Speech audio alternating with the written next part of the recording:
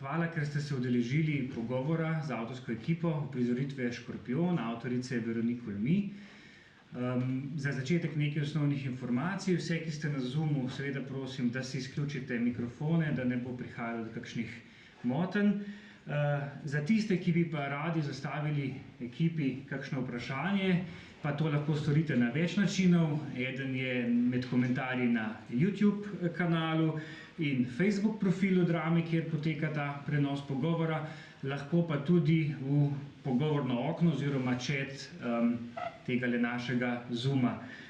Mi bomo pripravljeni in poskušali upoštevati čim več vaših vprašanj in na njih tudi kar se da točno odgovoriti.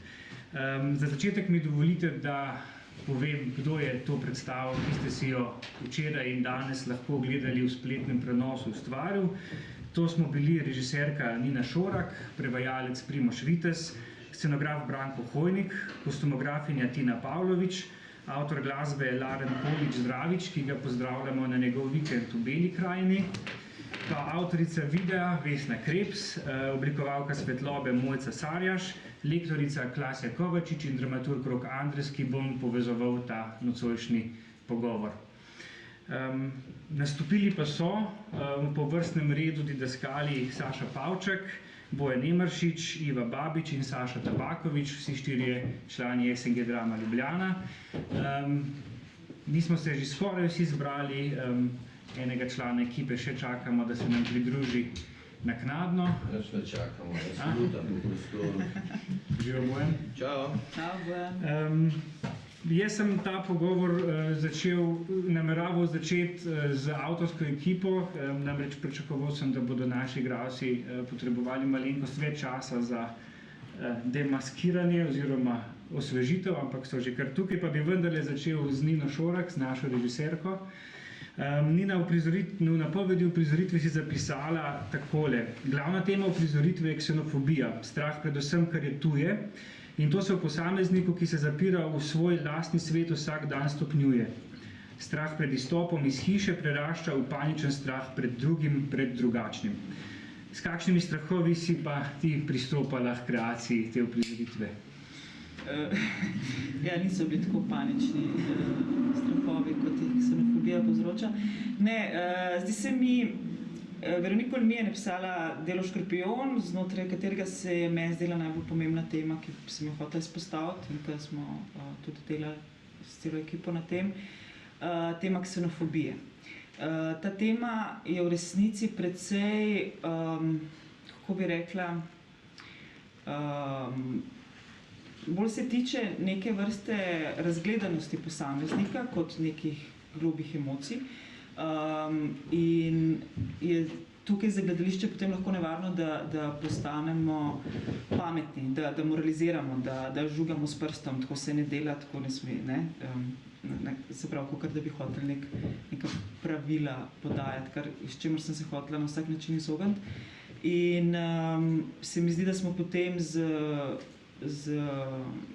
iskanjem najprej, z avtorsko ekipo, od tega, na kakšen način se lotimo prostora, na kakšen način se lotimo uporabe videa, ki je tudi zelo prisoten v predstavi, kako v bistvu določimo celotno estetiko.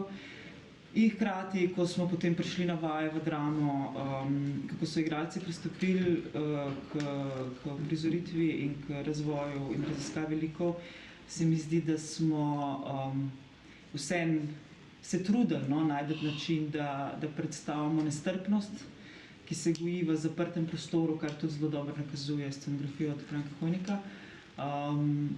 In smo mi gledalci samo voajeri, ki opazujemo noter. In na nek način pokazati to gojišče ksenofobnih misli in nestrpnosti. To.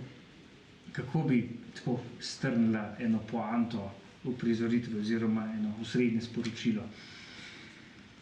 Ja, pomembno se mi zdi, če je pač to prišlo ven, ne vem, ampak pomembno se mi zdi, da bi lahko gledalcu v pogledu te predstave se vseeno malo zamislil nad realnostjo tega, kar nas obdaja danes. Sicer je tekst star 20 let, napisan v Franciji in tako, ampak se mi zdi, da je zelo živo prisoten danes med našimi razmeri, odnosi, sploh v tem letu, ko smo bili zaprti zaradi epidemije, smo se nekako pripeli na družabno omrežje, smo ravno s tem nekako spodbujali ta strah, o katerem si govoril prej, se pravi, pa ne samo strah pred boleznijo, kar je zelo logično v tem času, ampak strah pred vsem, kar je drugačno, kar je tuje. Se mi zdi, da ksenofobija in nestrpnost se lahko ruši samo s tem, da drugemu daš priložnost, da ga spoznaš, da ga slišiš. Ni nujno, da se z njim strinjaš, gre samo za to, da probaš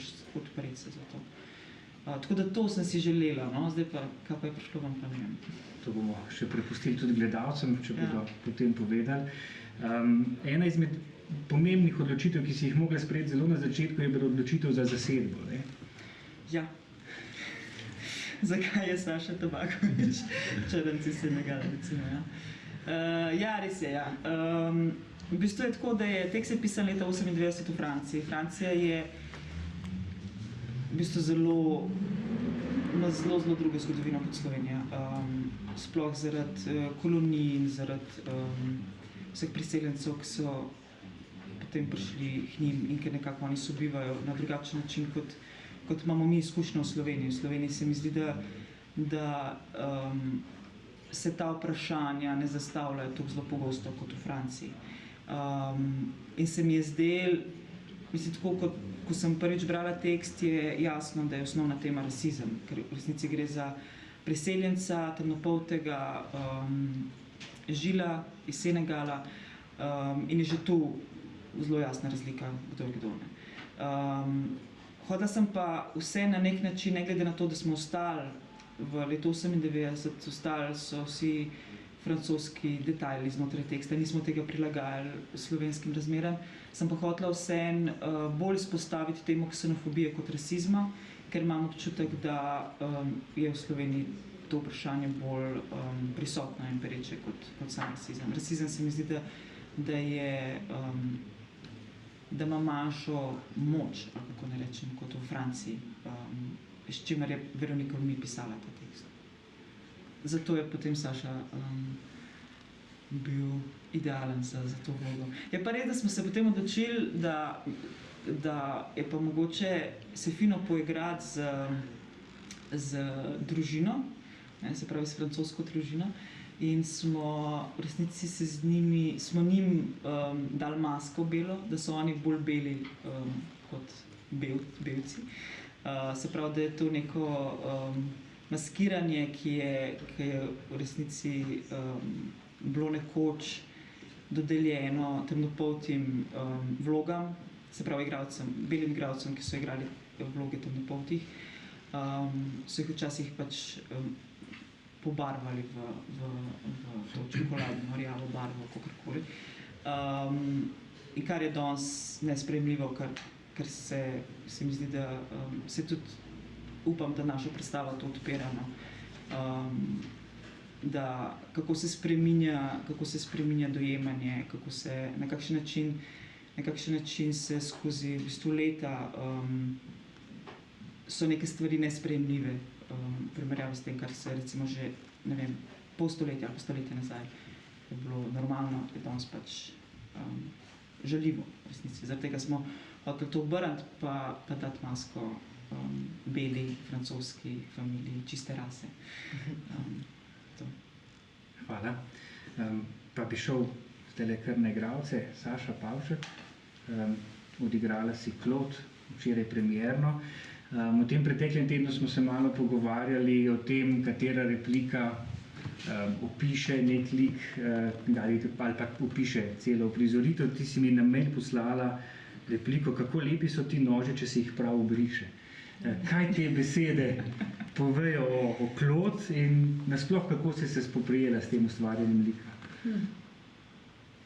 Najprej sem se morala otresti tega, da obsojanja, da ne obsojam ali pa da ne moraliziram, da ne pristopam k liku z nekimi predsodki. To pa, ko ona reče, kako so lepi ti noži, če se jih prav obriše, se mi zdi, da zelo točno prikaže njen značaj. Prvič je strašno skrbna, rada ima čistočo, ima odnos do predmetov, posebej pa nož, ta njena agresivnost, ki jo ima, in tudi tako, kot je avtorica Veronique Olmy tudi rekla, da je to vloga ženske, ki ima neko hudo seksualno frustracijo in asocira, kle se mi zdi, da je v tem nožu zbrano tudi simbolno, kaj se njej po glavi plete. To bi bilo vse. Ja. Na eni izmed vaj si nas presenetila tudi z svojim, v narekovajih, prevodom naslova te drame, ki si jo raztolmačila kot užitek škorpijonke. Pa me zanima, kakšen je ta užitek in kako razumeš metaforo škorpijona v kontekstu tega svojega lika? Ja, ona nažalost je tako polna nekih frustracij, bolečin v resnici, ne? Gre za globoko nerealizirano, ranjeno žensko, nesrečno žensko, in s tem se mi zdi tudi po svoje tragično, da ta agresija, ki jo izvaja, je edino še, kako se bori proti lastni smrti. Njo je strah, po mojem mnenju, umreti, strah jo je te neživetega življenja, tega se mi zdi, da se zaveda. In rekla bi, da zdaj sem čisto izgubila nit, ne. Užitek škorpijonke. Užitek škorpijonke, seveda to bolečino, ki jo ona čuti v sebi, prenaša drugam, naj drugi trpijo, naj vidijo, kako jaz trpim, in s tem, seveda s to agresijo, ona povzroča drugim ljudem bolečino.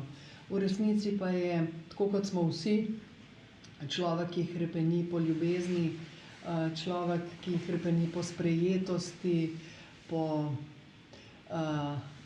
nekem sožitju, ampak vse, kar počne napačno in narobe, ker izhaja iz sovraštva in ne dela iz srca. Hvala, Saša. Bojan, jaz sem pobrskal kar sam za enim citatom, ki me navdihuje pri Polu, in to je tisti... Kaj me vprašal? Pa si ga toliko drugega dela. Ta citat je bil: meni je pa všeč, če smo mi trije sami. Pa Pol je na prvi pogled en dolgočasen upokojenec, ampak njegov notranji svet je v bistvu zelo pester, ne? In daleč od tega, da bi bil dolgočasen. A je Pol všeč neko mirno življenje ali čuti potrebo po nečem več? Ja, gled, to so tak špekulacije zdaj, ne. Mi ne vemo, kaj je bilo prej, ne. Malo si lahko mislimo, ne vemo pa kaj. Jaz mislim, da imamo precej aktivno življenje, ne. Ampak da je pa tak tip karakterja, no, da se z leti, ki je prišel neka določena leta, se so mu stvari ustavile in je pravzaprav popolnoma zadovoljen, če ima svoje malo stanovanje, svoj mali vrtiček, niti po mojem nima veliko prijateljev, tudi jih ne potrebuje. Mislim, da se je tako malo, dosti ljudi poznam, ki se na neki določenih letih pol malo umakne in reče, gled, meni je čisto super, če lahko gledam nebo, pa travico pulim malo, pa se kosim, in to je vse, kar rabi. Se mi zdi, da on nekje prišel do nekaj tega, da v bistvu ga dovoljuje sam te mičkene stvari, da ne rabi več ničesar drugega, ne. Zdaj, ne, Plot je, naprimer, žena moja, ona ful aktivna v vseh nekih strankah političnih, ne. To njemu se ne da niti približno izraven, ker se mu ne da več s tem ukvarjati. In tako da je v bistvu, ne da bi bil pust, jaz nimam občutka, da je pust, ne, pač za sebe, da si pust. Niso pust, ne. Mislim, tukaj govorim o vlogi, ne. Mislim, da njegovo življenje precej tako notranje, pestro, on potuje s temi svojimi znamkami, kaj pa češ, ne. Kar zagleda, tam on že živi in je že, ne. Poje svoje taborniške pesmi, ne, kar pomeni, da ima neko preteklost z nekimi, da se ukvarja s nekimi otroki, ampak ne vem kva, ne. Tako da v bistvu se mi zdi, je pa problem v tem, ne, da pa moram reči precej razočaran zdaj, ne, ker sem slišal Sašo govoriti, ne. Jaz tak občutek imam, da sem vendarle zmogel nekako zadovoljiti njene potrebe. Ne. Zdaj pa, tako moja predstava, prost, naša, ne. Zdaj si me mičkeno si imel v koleno, ne. To vsak misli, veš. Ja, pa glej, pač, to je pač moška utvara, ne. Da zadovoljimo svoje ženske, ne. Kar se pa nestrpnosti pa tega tiče, če me že sprašuješ, jaz mislim, da on nima toliko problemov z rasami, ne. Mogoče nima ravno, ne, ker jaz že tako čudim, če rečemo belcu belc, ne vem, zakaj ne bi rekli črncu črnc, ne. Res pa je, da ostalih barv pa jaz ne vidim, jaz Azijatov ne vidim rumenih, ne. Zato jim nikoli v življenju ne bi mogel reči, da so rumeni. Čeprav to ljudje pravijo, ne. Ampak jaz jih pa ne vidim, da v bistvu črnci očitno črn in belci očitno bel, ne. Zato se mi tu ne zdi nobene problema in tudi mislim, da moj lik nima problemov s tem, tako generalno. Ima pa problem z vsiljivostjo. Njega motijo vsiljivi, njega motijo ljudje, ki živijo tako, da motijo njega. Čeprav ni prav zaradi tega, ker mu noben nič noče, ampak on pač to buli svojo sosesko, da vse te napake vidi. In če se ti preveč ukvarjaš z drugimi, potem vidiš vse napake nekih ljudi, ki jih se oni niti ne zavedajo, niti ne sprožajo verjetno sami po sebi, ne. In to je pa problem te nestrpnosti nekako do nekega okolice, ne. To je pri nas precej očitno zdaj v zadnjem času, ne, da sploh ne zaidemo na to temo rajši, ampak to je zelo nekako visi v zraku, vsa ta skreganost, vsi imamo neke probleme z nekom, vsi se oklepamo nekih svojih načel, ki ne puščamo drugih zraven. In to se mi zdi problematično. Jaz mislim, da ne bi smeli nikogar motiti, s vsakim se treba seznaniti, tako kot je že tudi Nina rekla, ni rečeno, da se strinjaš, lahko pa mu tudi poveš, kaj te moti, če ti že moti, ne. To me usmerja v bistvu na še eno istočnico, to je ta polomonolog, ne, ki je nekako nastajal v procesu priprave te uprizoritve, ne, ki je dal Polu neko možnost tega, da zadiha, da razgrne iz teh mogoče bolj skupih replik, ki jih je avtorica zapisala, da ga spoznamo še malo bolj podrobno. Ne. Ja, to mi je bilo všeč, da smo se odločili, da so to eni urinki noter, ne, da v bistvu to tekst tega nima, ne, teh monologov, mislim, vsaj ne vseh, ne.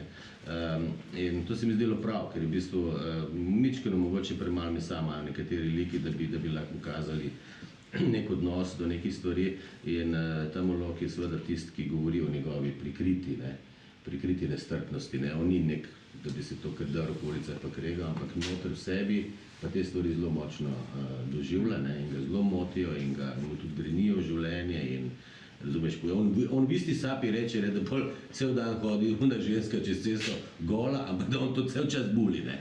Razumeš, to pomeni, kdo je zdaj večji prvrznjak. A ona, ki hodi po hiši tako, kot se ji pa zljubi, ali tak, ki jo non-stop buli in potem govori, pa, veš, skozi je gola, na pol gola, hodi pa. Razumeš, in to se mi zdi, da so naši problemi, da enostavno, kot bi rekli, malo nižje, ne, od naše države, preveč briga na drugog, ne. To je zelo tak nacionalni šport slovenski. Ok, hvala. Bomo kar naprej potovali do Ive Babič. Za uvod bi samo, če dovoliš, prebral en del tvojega monologa. Tam delček monologa Helen, ki jo igra Iva Babič, je pristal kot neke vrste napoved naše uprizoritve na spletni strani Drame. Govori pa takole: to naselje je načeloma zelo mirno, zelo čisto, cel jug je načeloma zelo miren raj za upokojence, dokler ne zapiha veter. Veter na avtocesti, veter v zidarskem odru in bumsi na tleh, tako kot na fronti. In potem te reši samo še patriotizem, zastava, čast. Helen je v bistvu najbolj neoprijemljiv, bi rekel, zračen lik, ne? Ampak vzpostavi se pa zelo močno, zelo prezentno prav v tem monologu, pa potem v prizoru z Žilom, ki mu sledi. Bi lahko rekli, da je bila pot iskanja tega lika, ne vem, zahtevna, in kako je v bistvu potekala? Ja, mislim, je bila zahtevna pot in zelo sem vesela, da smo vsi tvorno pri tem sodelovali, ne, tako da sem čutila ogromno podpore strani vseh, zato da ustvarimo skupaj nek lik, ki bi imel kaj zapovedati, ne. Zdaj, kar se mi tle zdi zanimivo pri takem liku, kot je Helen, ki se znotraj svoje družine počuti kot žrtev napačne vzgoje, napačnega načina ljubezni, ujeta v svoje življenje, ko pa pride nekdo, ki je pa hierarhično še pod njo, se pa v bistvu v njej zbudi ta vzorec, ki ga živi, da ima končno ona nekoga pod sabo, in kako težko je v bistvu bežati tem vzorcem, sploh če gre za neko bolečino, kako znotraj svoje bolečine ne vidiš bolečine drugega. In to se mi zdi, da smo večkrat pač slepi za drugega, ker se tako zelo ukvarjamo s sabo.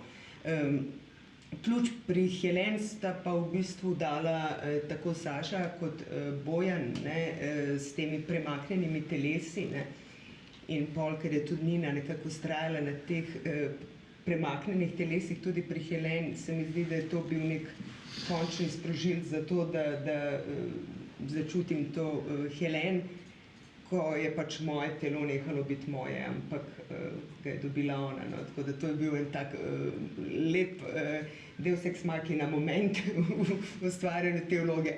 Telo, ok, zdaj pa štima. Tako da... Obenem je pa tudi predstavnica najmlajše generacije, sodobne ženske. Kakšna je pa recimo v primerjavi s Claude? Kje je ta razlika med tema generacijama?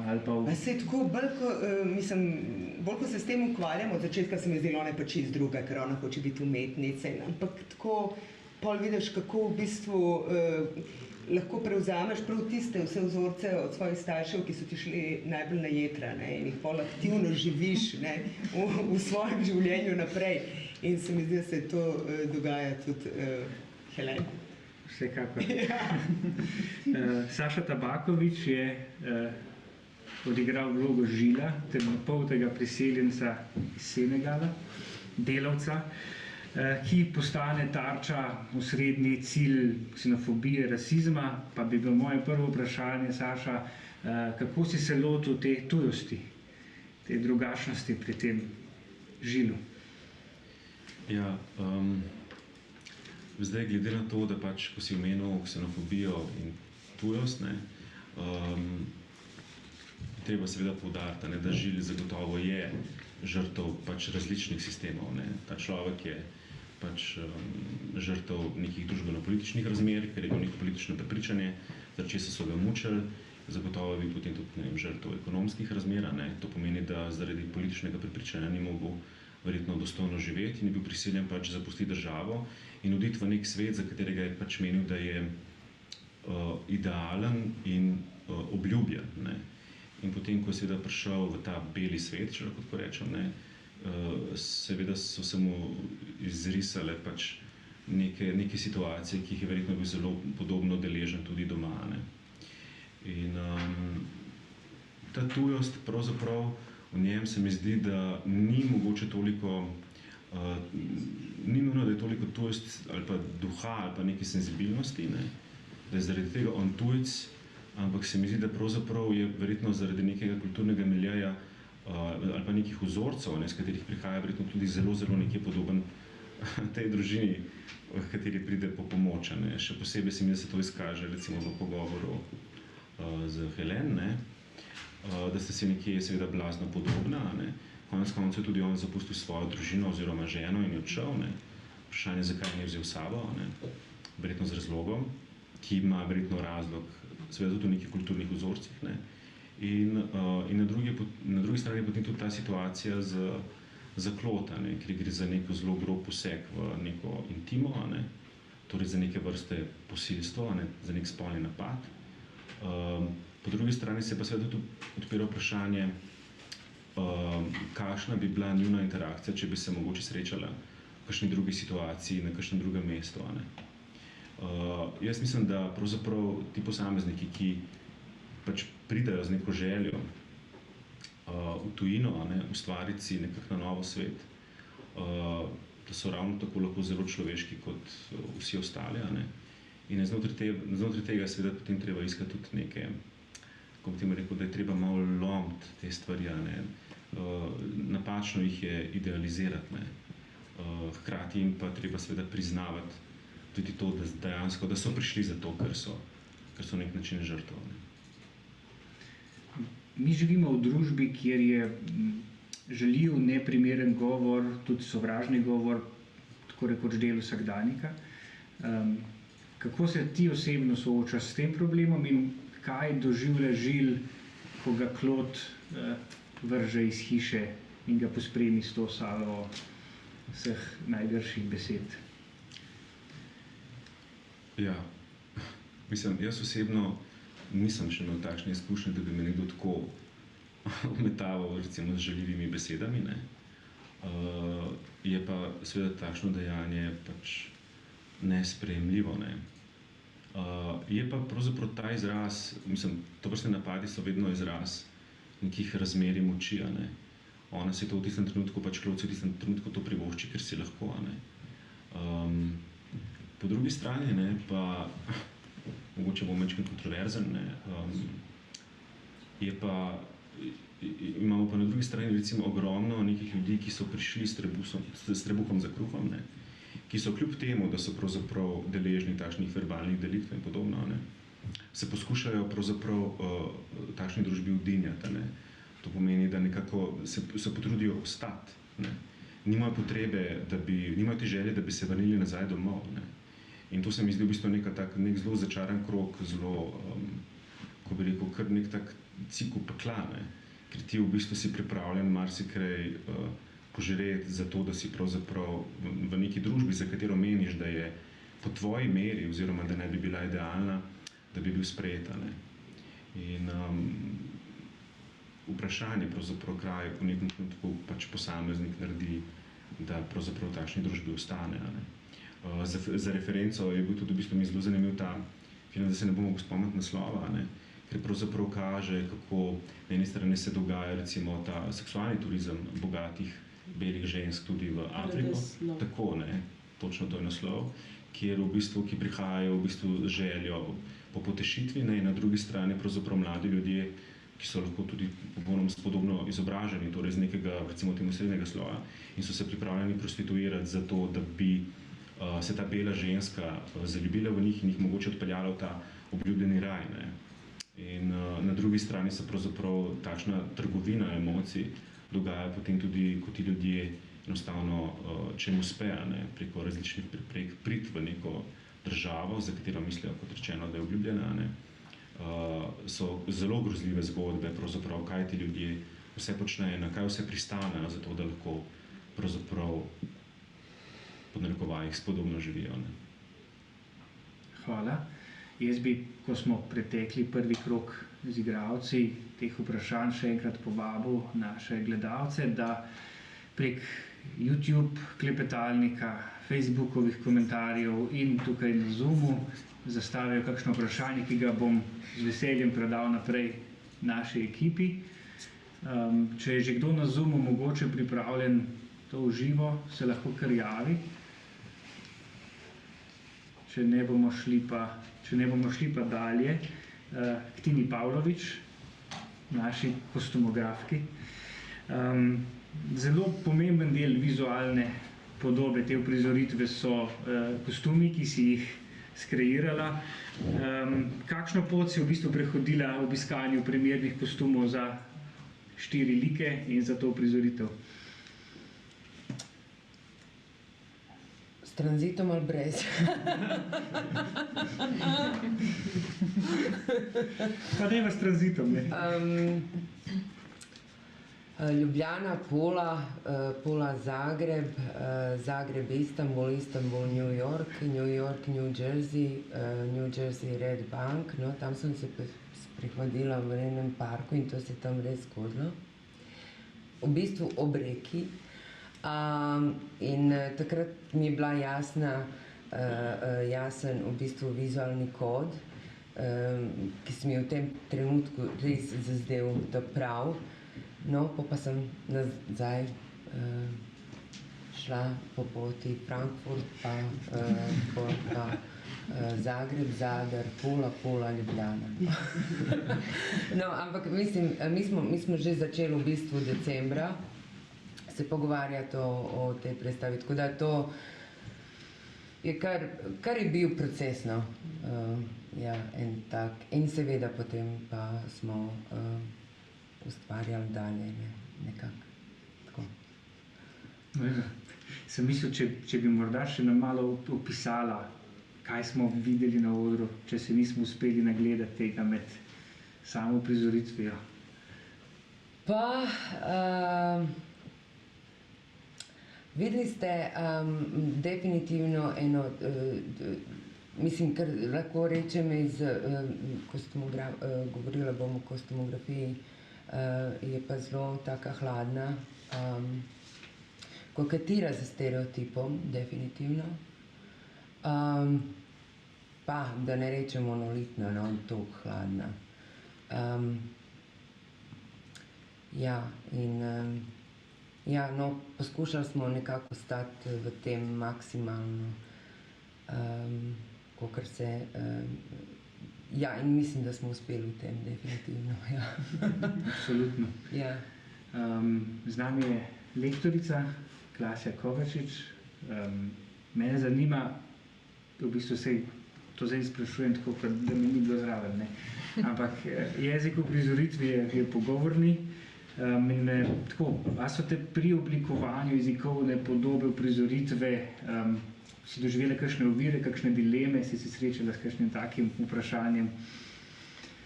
Ja, pravzaprav na začetku ne, ker je bila ta drama napisana oziroma že prevedena, ne, prevajalec Primož Vitez je na tak način prevedel, da pač ob branju sem že pridobila neko podobo ali pa zaslišala zven tega pogovornega jezika, ker pač vemo, se dogaja v sproščenem družinskem okolju ob večerji in pravzaprav kakšen dvom tukaj ni spremljal, da bi delali kakšne razlike, no, pri zvrstnosti. Edino torej za dramsko osebo Žila, ne, ki jo igra Saša Tabaković, sem se spraševala, če bi naredili kakšno razliko, da bi ta lik kaj izstopal.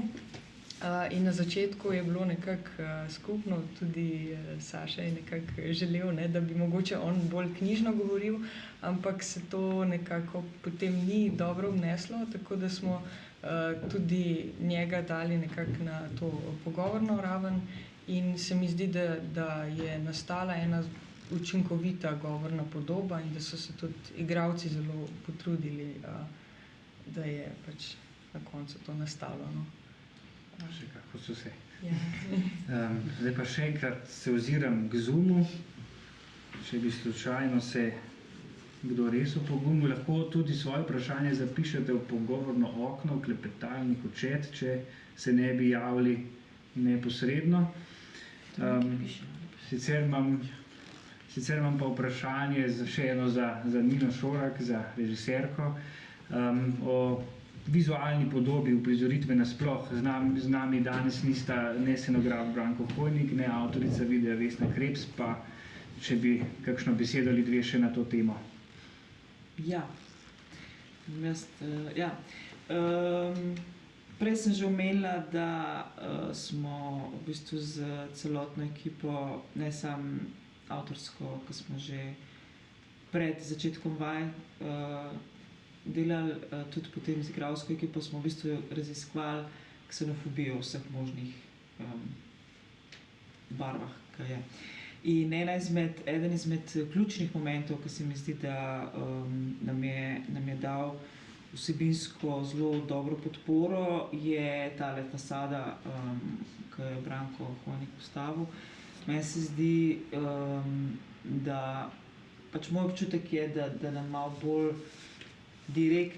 malo bolj konkretno nam riše to zaprtost, ta strah pred tujim, to konstantno spremljanje sveta preko televizije, to na kakšen način se v bistvu kombinacija gledanja skozi okno in gledanja televizije, na kakšen način se tukaj ustvarja neko miselno miselna podlaga za ksenofobne in nestrpne misli, kar je recimo že Bojan, ki si prej omenil. Tako da se mi zdi to en ključnih elementov. No. Tudi odločili smo se za, kot je že prej Tina omenila, za neko sivino, za neko zelo enostavno, brez detajlov podobo, se pravi podobo, ki bi bila zelo enolična in ki ne bi svojo ne vem, z barvami ali pa z vzorci karkoli sporočala. Je pa tukaj prišel na vrsto video. Video je ta, ki nam riše realnost.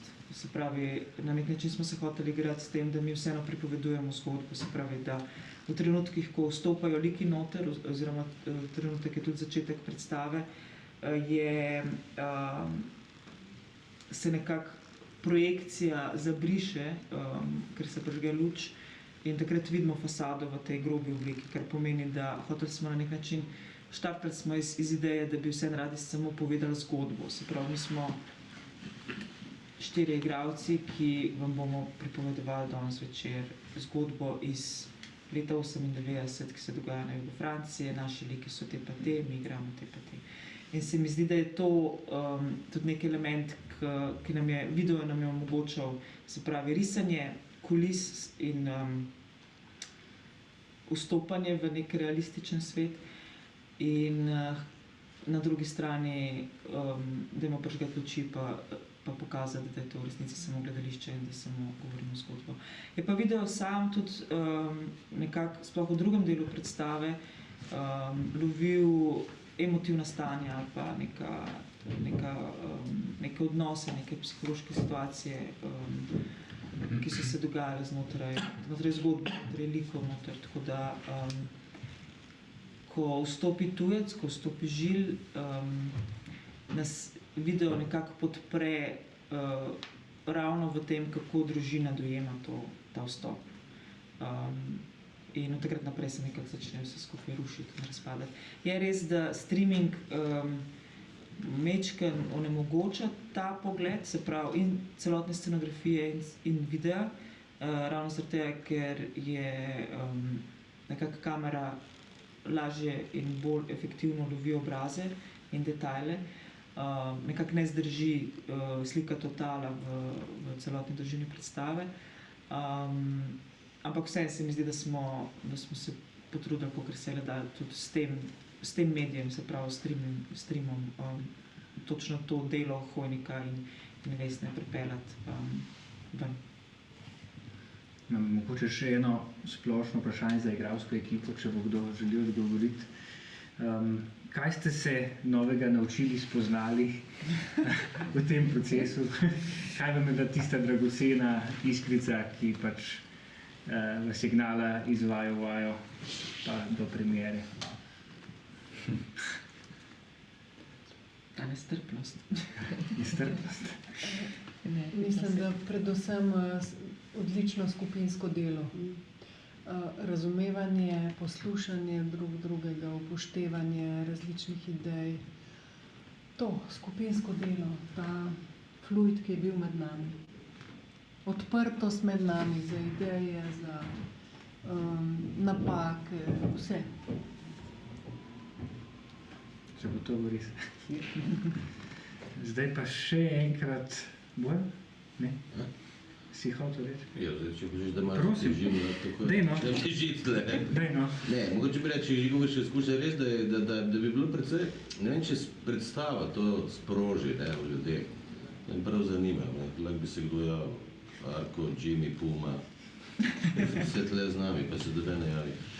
Veš, kaj sproži ta predstava? Ne? Če sproži to, kar je, naprimer, pač verjetno ne toliko intenzivno, kot mi, ki smo se s tem ukvarjali, ampak ti pa da ene stvari razmišljati, ne? Ker s tem, tu v bistvu tako površno razmišljamo o teh stvarih, ne? Najbrž na tak način, da se zavaruješ samega sebe in se nekje konča ta razmislek o nestrpnosti, o rasizmu, kakršenkoli, ne? Negativizmu, do česarkoli, ne. Ampak zdi se mi, da jaz sem tako pač malo skozi ta proces razmišljal, kje se te stvari dogajajo, kako se to dogaja, ne. In sem na nek način ugotovil, da je v današnjem sodobnem času največji problem korektnost, ne. Korektno se mi zdi, da je to tisti strup, tisto, da bomo grobo rekel, licemerstvo, ne, ki smo si ga izbrali, da bomo zatrli neka negativna čustva, ki jih imamo. Ne. In korektnost ni nič drugega, kot samo ena fasada, s katero se ti obnašaš do sveta, v resnici pa se pojavi en idiot, ki sproži pol točno, kompletno vse iz ljudi ven pride in v še hujši obliki. Ne. In to je mi, na primer, jaz pač, ko sem skozi to predstavo razmišljal o teh stvareh, ker so me, Nina me strašno rada posilila, ne pa posilila, prosti, narobe, ne silila, to ne povej, no, dokaj si bil kdaj negativen, ali kdaj si kdaj bil ziher tak, ne. Pa jaz nisem bil tak, no. In se mi zdi, da nisem tak. In pa sem mogel prav pri sebi ugotoviti, da nimam tega problema, da bi z drugačnostjo jaz svoj problem, ne. Veš, in to mi je bilo na nek način tako, ampak po drugi strani pa sem da razmišljal, kje se pa to nekje skriva, vendar je vsakim, ne. Da sem isto ugotovil, da sem nestrpen zgolj in samo do tistih, ki so nestrpni. Drugih pa ne. Če je to fair, ali pa ne ve. Ampak ne, saj nisem nestrpen, ne. Ampak govorim o tem, da pač je problem to človeštva že od nekdaj, no. In korektnost ne bo nič rešila, zato se jaz ne držim korektnosti. Se ta uprizoritev malo razbija, ta zid korektnosti, oziroma ga zdaj poskuša naprej sprašati, ne. Če si ekipa sama med sabo še ne bi drugemu zastavila kakšnega vprašanja, ki si ga ni med samim procesom. Ne, jaz bi sam nekaj dodala, v bistvu nisem se pol povezala. Moram reči, da je bilo res krasno delati in to je zelo pomembno v bistvu za celotno predstavo kot izdelek, ne, ampak sam proces dela timskega pa moram reči, da je res bilo res ena divna, krasna izkušnja in super je bilo in se mi zdi, da smo se tako lepo vsi razumeli in ujeli in da se to tudi vidi na produktu. Hvala. Podpišem. Jaz po različnih medijih, internetih in vsem ostalim nisem prejel nobenega dodatnega vprašanja. Vse smo povedali. Mislim, da smo izčrpali ta naš arzenal in mi ostane samo še, da se zahvalim svoji ekipi, ki si je po tej predstavi v živo vzela čas. Ekipi za tehniko, ki skrbi, da vse tole poteka tako, kot je treba, in ekipi SNG Drama Ljubljana. Hvala pa na vsezadnje publiki, ker ste tale večer preživeli v naši družbi. Se veselimo, da se kmalu srečamo v živo, kot kaže, bo to res kmalu, do takrat naj pa velja ta ključnik odprimo gledališča. Lahko noč. Hvala. Lahko noč. Da.